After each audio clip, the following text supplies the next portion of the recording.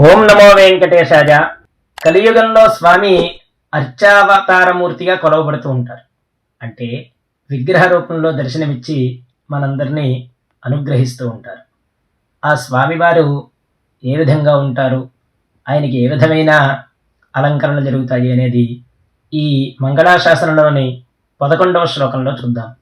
స్రగ్భూషాంబరహేతీనాం సుషమావహమూర్తయే సర్వార్తిశమనాయాస్తు వెంకటేశాయ మంగళం. స్వామివారికి అనేక రకమైన పూలమాలలు, పట్టు పీతాంబరములతోటి అలంకరణ, అదేవిధంగా దివ్య ఆభరణాలు, స్వామివారి పాదాలకి పాదుకులు, బంగారు పాదుకులు, అదేవిధంగా అందెలు, సూర్యకఠారి, కటి వరదహస్తం, దాన్నే వైకుంఠహస్తం అని కూడా పిలుస్తూ ఉంటారు.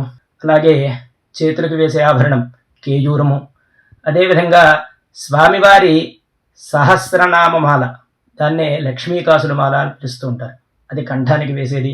అదేవిధంగా తులసీపత్రమాల, మకరకంఠి, సాలగ్రామమాల, నాగాభరణం, అదేవిధంగా భుజాలకి భుజకీర్తులు, శ్రీవత్స కౌస్తుభాలు, అవి కూడా స్వామికి అలంకరణ చేస్తూ ఉంటారు.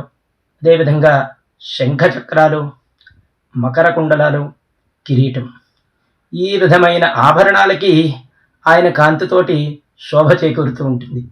అలాంటి స్వామి మనం శరణ వేడితే మన యొక్క దుఃఖాలన్నీ కూడా హరింపజేసే ఆ శ్రీహరికి, ఆ శ్రీనివాసుడికి, ఆ వెంకటేశ్వర స్వామికి మంగళమగుగాక.